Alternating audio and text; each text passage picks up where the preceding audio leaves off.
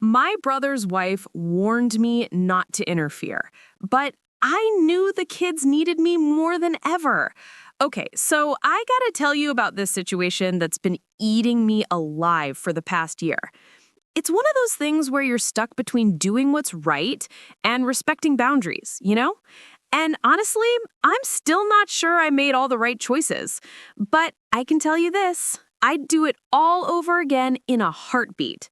So here's the deal. My brother Marcus and we've always been close, like really close. Growing up, we were only 2 years apart, and we did everything together. I'm the older one, 38 now, and Marcus is 36. We had that typical brother relationship where we'd fight over stupid stuff when we were kids, but always had each other's backs when it mattered. Marcus married this woman named Vanessa about 8 years ago. Now, I'm going to be honest with you right from the start. Vanessa and I never really clicked. It's not like she was a terrible person or anything, but there was always this tension between us. Like, from the very first time Marcus introduced us, I could tell she didn't like me. And I couldn't really figure out why. She was always polite to my face, don't get me wrong, but there was this coldness, this distance. And whenever I'd try to get to know her better, she'd shut down, give me these short answers and change the subject. I talked to Marcus about it once, early on in their relationship, and he just brushed it off. Said Vanessa was shy around new people, that she'd warm up eventually. Spoiler alert, she never did. But whatever, right? I figured as long as Marcus was happy, I could deal with having a sister-in-law who wasn't my biggest fan. And for a while, Marcus did seem happy. They got married, bought a house in the suburbs, did the whole white picket fence thing. Then they had kids. First came Lily, who's 7 now. Then 2 years later, they had twins, Connor and Sophie, who just turned 5. And man, those kids are amazing. From the moment I met Lily as a newborn, I was completely in love. I became that uncle, you know? The one who shows up with presents, who gets down on the floor and plays, who takes the kids to the park and for ice cream. I loved being Uncle Danny. But here's where things started to get weird. The more involved I got with the kids, the more Vanessa seemed to pull back. At first, I thought maybe she was just tired. Having 3 kids under 5 is no joke. But it was more than that. She started making these little comments like, "You don't need to come over so much, Danny. I'm sure you have better things to do." Or, "The kids are fine. You don't need to worry about them so much." I tried not to take it personally. I really did. But it stung, you know? I was just trying to be a good uncle, and she was treating me like I was some kind of intruder. Marcus noticed the tension too, and he'd try to smooth things over. He'd tell Vanessa that I was just being supportive, that it was nice to have family around. But I could tell it was causing problems between them. I didn't want to be the reason they fought, so I started backing off a little. I'd still visit, but not as often. I'd still call to check on the kids, but I'd try to keep it brief. And then, about a year and a half ago, things started to really fall apart. I noticed it first with Marcus. He looked exhausted all the time, like beyond normal tired parent exhausted. He'd lost weight, had these dark circles under his eyes. When I'd ask him how he was doing, he'd just say, "Fine, man, just busy with work and the kids, you know how it is." But I could tell something was off. Marcus had always been this upbeat, energetic guy. Even when we were dealing with tough stuff as kids, our parents' divorce, money problems, all that, Marcus would find a way to stay positive. But now, he seemed like a shell of himself. I tried to get him to open up, but he wouldn't. We'd meet for lunch or grab a beer after work, and I'd ask him if everything was okay at home. He'd insist everything was fine, but I didn't believe him. Then I started noticing things with the kids.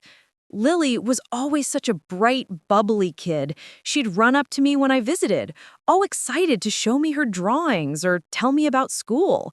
But she started getting quieter, more withdrawn. She'd still hug me when I came over, but there was this sadness in her eyes that killed me. The twins were harder to read because they were so young, but Connor seemed anxious all the time. He'd cry over little things, cling to Marcus whenever he had to leave the room. Sophie was the opposite, really defiant, acting out, throwing tantrums constantly. And Vanessa, she seemed completely overwhelmed, but also angry, like all the time. She'd snap at Marcus over nothing. She'd get frustrated with the kids for just being kids. And she'd give me these looks whenever I was around, like I was the last person she wanted to see. I didn't know what to do. Part of me wanted to respect their privacy, let them work through whatever they were dealing with, but another part of me was really worried, especially about the kids. Things came to a head about a year ago, in October. I remember it was a Saturday afternoon, and I'd stopped by their house unannounced. I know, probably not the best move, but I had been calling Marcus all week, and he wasn't returning my calls, and I was getting really concerned. When I got there, I could hear yelling from inside the house, Vanessa and Marcus going at it. I almost turned around and left, but then I heard Lily crying, begging them to stop fighting. That's when I knocked on the door. The yelling stopped immediately. After a minute, Marcus opened the door, and man, he looked rough. His eyes were red, his hair was a mess. He looked like he hadn't slept in days. "Hey, Danny," he said, trying to sound normal. "What's up?" "I was in the neighborhood," I lied. "Thought I'd stop by and see the kids." He hesitated, and I could tell he was about to make up some excuse about why that wasn't a good time. But then Lily appeared behind him, and when she saw me, she burst into tears and ran to hug me. "Uncle Danny," she sobbed, wrapping her arms around my legs. I picked her up, and she buried her face in my shoulder. Marcus just stood there, looking helpless. "Marcus," I said quietly, "what's going on, man?" Before he could answer, Vanessa appeared, and she looked furious. "What are you doing here, Danny?" she asked, her voice tight. "I came to see my brother and my niece and nephews," I said, trying to keep my tone calm. "Is that a problem?" "Actually, yes, it is. We're dealing with some family stuff right now, and we don't need you barging in uninvited." Lily was still crying in my arms, and I could hear Connor and Sophie in the background also crying. "Vanessa, come on," Marcus said. "He's family. He's just worried." "I don't care," Vanessa interrupted. "I'm sick of him showing up whenever he wants, acting like he knows what's best for our kids. This is our family, Marcus. Ours, not his." That hurt. I'm not gonna lie, that really hurt. But I was more concerned about the kids than about my own feelings. I'm not trying to overstep, but clearly something's wrong here. The kids are upset. You guys are fighting. Maybe I can help. "We don't need your help," Vanessa said firmly. "What we need is for you to leave us alone and let us handle our own problems." I looked at Marcus, waiting for him to say something, to stand up for me or at least acknowledge that, yeah, maybe they did need some help. But he just stood there, looking defeated. "Marcus?" I said. He sighed. "Maybe it's better if you go, Danny. Just for now. Give us some space." I couldn't believe it. My own brother was asking me to leave when his kids were clearly in distress? "Fine," I said. "But first, can I at least talk to Lily for a minute? Alone?" Vanessa looked like she was about to object, but Marcus nodded. "Yeah, okay. Take her to the backyard." I carried Lily out to the backyard and sat with her on the swing set. She was still crying, and I just held her for a few minutes, letting her get it all out. "What's going on, sweetheart?" I asked gently. "Why are you so upset?" "Mommy and Daddy are always fighting," she said between sobs. "And Mommy's always mad, and Daddy's always sad, and I don't know what to do." My heart broke. This little 7-year-old girl was carrying all this weight, trying to make sense of her parents' problems. "It's not your job to fix things, Lily," I told her. "Mommy and Daddy's problems are grown-up problems. It's not your fault, okay? None of this is your fault." But what if they get a divorce like Brandon's parents? She asked. Brandon was her friend from school. What if Daddy leaves? I don't know what's going to happen, I said honestly, but I do know that your daddy loves you so much. And no matter what, I'm always going to be here for you. You can always call me, always talk to me. I'm not going anywhere, okay? She nodded and hugged me tighter. After a few more minutes, I brought her back inside. Vanessa was waiting by the door, arms crossed. It's time for you to go, she said. I nodded. Okay. But Vanessa, if you guys need anything. We don't, she said coldly. And Danny, I need you to hear this. Stop interfering in our family. Stop showing up unannounced. Stop acting like these kids are yours. They're not. They're mine and Marcus's, and we'll handle things our way. I'm just trying to help. I don't want your help, she said. None of us do. So please, just stay away. I looked past her to Marcus, who was standing in the hallway with his head down. He wouldn't even look at me. Is that what you want too, Marcus? I asked. You want me to stay away? He was quiet for a long moment. Then he said, just for a little while, Danny. We need to figure some stuff out. I felt like I'd been punched in the gut. But what could I do? They were asking me to back off, and technically, they had every right to do that. All right, I said. But Marcus, you know where I am if you need me. Anytime, day or night. He nodded, but still wouldn't look at me. I left feeling absolutely devastated. I sat in my car for like 10 minutes, just trying to process what had happened. My brother was clearly struggling. His kids were hurting, and I was being told to stay out of it. For the next few weeks, I tried to respect their wishes.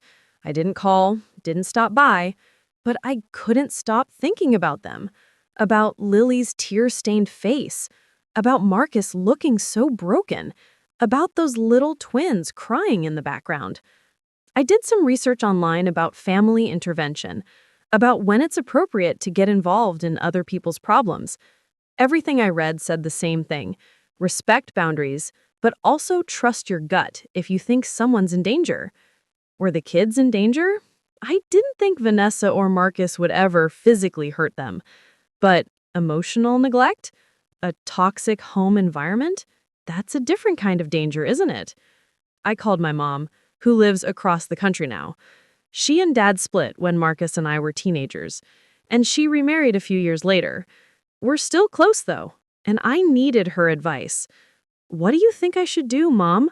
I asked, after explaining the whole situation. She was quiet for a minute. Then she said, Danny, I know you love those kids, and I know you're worried about Marcus, but Vanessa made her position very clear. If you keep pushing, you're only going to make things worse. So I should just abandon them? I asked, frustrated. I'm not saying abandon them, she said. I'm saying be patient, be available. Let Marcus know you're there if he needs you, but don't force your way in. That never ends well.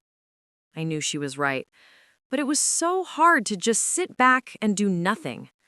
I tried to stay busy. I threw myself into work. I'm a software engineer, and luckily I had a big project that required a lot of focus. I hung out with friends more. I even went on a few dates, though my heart wasn't really in it. But no matter what I was doing, I couldn't stop thinking about Marcus and the kids. About a month after that confrontation, I got a call from Lily's school. Well, not directly. They called Marcus first, but he was in a meeting and couldn't be reached, and I was listed as an emergency contact. They said Lily had been involved in an incident on the playground, and they needed someone to come pick her up. I was there in 15 minutes. When I walked into the principal's office, Lily was sitting in a chair, her knees pulled up to her chest, crying. There was another girl there, too, with her mother, and they both looked pretty upset. The principal, Mrs. Henderson, explained what had happened. Apparently, Lily had pushed this other girl, Madison, off the swing. Madison had scraped her knee and was pretty shaken up. This was completely out of character for Lily, who'd never been in trouble at school before. I'd like to talk to Lily alone for a moment, I said, if that's okay. Mrs. Henderson nodded and ushered everyone else out of the office. I knelt down in front of Lily. "Hey, kiddo, what happened?" She wouldn't look at me. "I don't want to talk about it."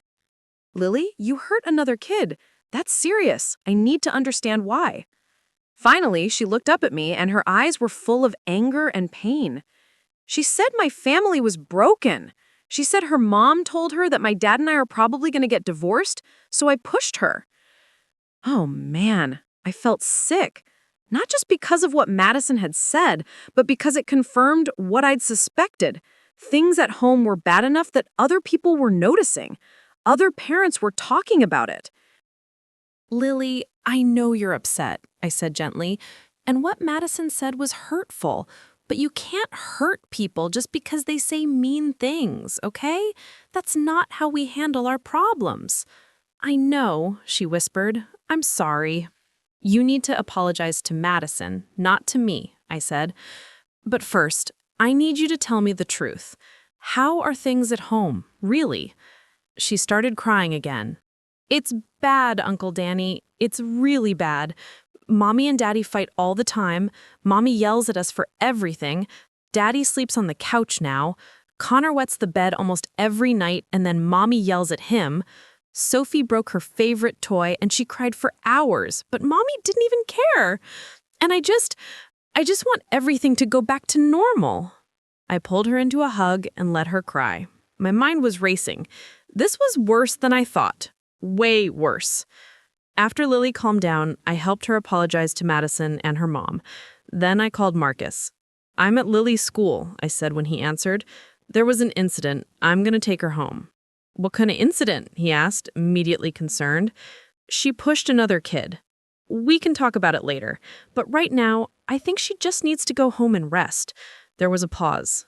Vanessa's going to be pissed that you're involved. I don't really care right now, Marcus, I said, honestly. I'm listed as an emergency contact. The school called me. I came. End of story. He sighed. Okay, thanks for handling it. I'll talk to Lily tonight. Marcus, I said, keeping my voice low so Lily wouldn't hear, we need to talk, soon, about everything. Another pause. Yeah, I know. I'll call you. I drove Lily home. When we got there, Vanessa's car was in the driveway. Great. Lily got out of the car slowly, like she was dreading going inside. I walked her to the door and knocked. Vanessa opened it, and when she saw me, her face hardened. What are you doing here? The school called me, I said, before she could say anything else. Lily had an incident. I brought her home. Vanessa's eyes went to Lily. What kind of incident? Lily looked at the ground. I pushed Madison. You what? Vanessa's voice rose. Lily Marie, what were you thinking? Vanessa, I said, trying to keep my voice calm, maybe we should talk about this inside, not on the front porch? She glared at me but stepped aside. I followed the men. The house was a mess. Toys everywhere, dishes piled in the sink, laundry overflowing from baskets. This was so unlike the Vanessa I knew, who'd always kept everything spotless and organized. Lily, go to your room, Vanessa said. But Mom! Now! Lily ran upstairs and I could hear her crying as she went. Vanessa turned to me. I thought I made myself clear. I don't want you around. The school called me, Vanessa. What was I supposed to do, ignore it? You were supposed to call me or Marcus and tell us to handle it, she snapped. Marcus was in a meeting and couldn't be reached. You didn't answer your phone. So yeah, I handled it because someone needed to, and I love that little girl. That's the problem, Danny, Vanessa said, her voice shaking with anger. You think you love them so much that you have more right to them than I do. But you don't. You're not their parent. I am. I never said I was their parent, I said, trying to stay calm even though I was getting frustrated. But I am their uncle. I'm family, and I'm allowed to care about them. You care too much, she shot back. You're always hovering, always judging, always acting like I'm not good enough, like I'm failing them. That stopped me. Is that what you think? That I'm judging you? Aren't you? She asked. And now there were tears in her eyes. "I see the way you look at me, like I'm some kind of monster, like I'm hurting these kids on purpose." I didn't know what to say. I mean, yeah, I had been judging her, but I didn't think I'd been that obvious about it. "Vanessa," I said carefully, "I don't think you're a monster, but I do think you're struggling, and I think the kids are suffering because of it."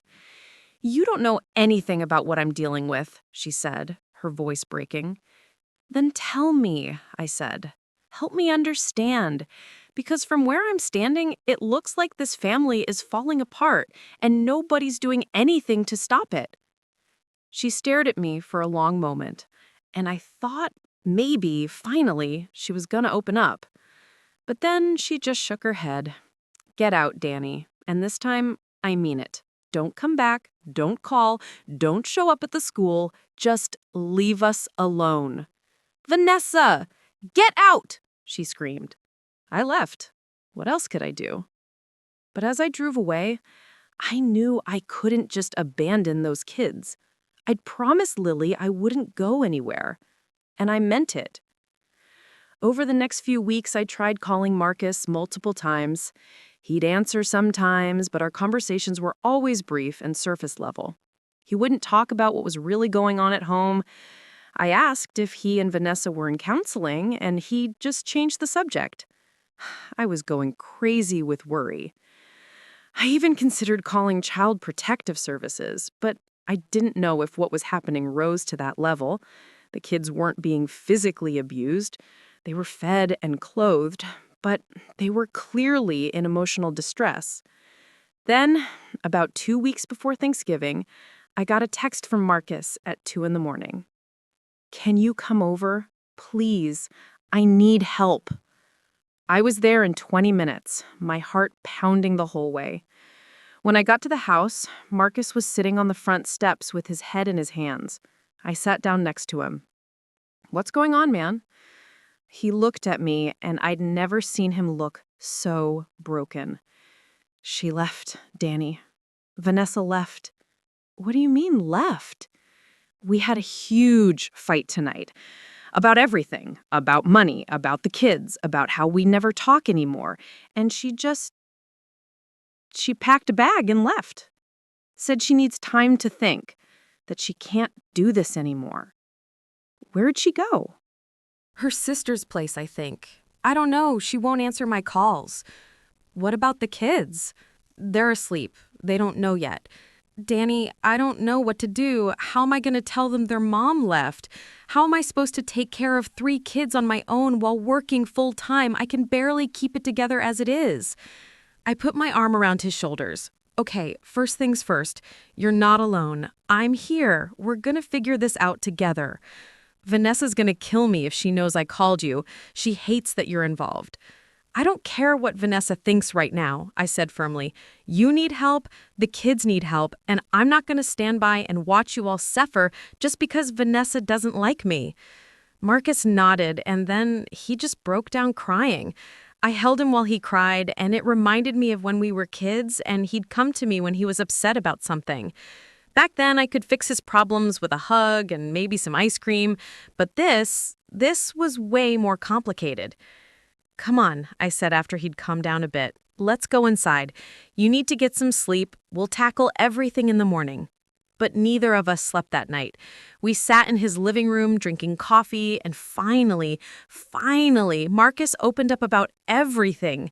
He told me that things had been bad for over a year, that Vanessa had been struggling with depression but refused to get help, that she'd become increasingly controlling and angry, especially with the kids, that she'd pushed away all their friends, isolated the family, that Marcus had suggested couples counseling multiple times, but she'd refused. He told me about the financial stress. Vanessa had quit her job to stay home with the kids, which was fine, but then she'd started spending money they didn't have. Online shopping, expensive clothes for herself, stuff they didn't need. They were drowning in credit card debt. He told me about the emotional abuse, how Vanessa would scream at him for hours over tiny things, how she'd give him the silent treatment for days, how she'd threaten to take the kids and leave if he didn't do exactly what she wanted. And he told me about the kids, how Connor had started having nightmares and anxiety attacks, how Sophie had become aggressive, hitting other kids at preschool, how Lily had started falling behind in school because she couldn't concentrate. "Why didn't you tell me any of this before?" I asked, though I think I already knew the answer. "Because Vanessa made me promise not to," he said. "She said if I told anyone, especially you, she'd leave and take the kids.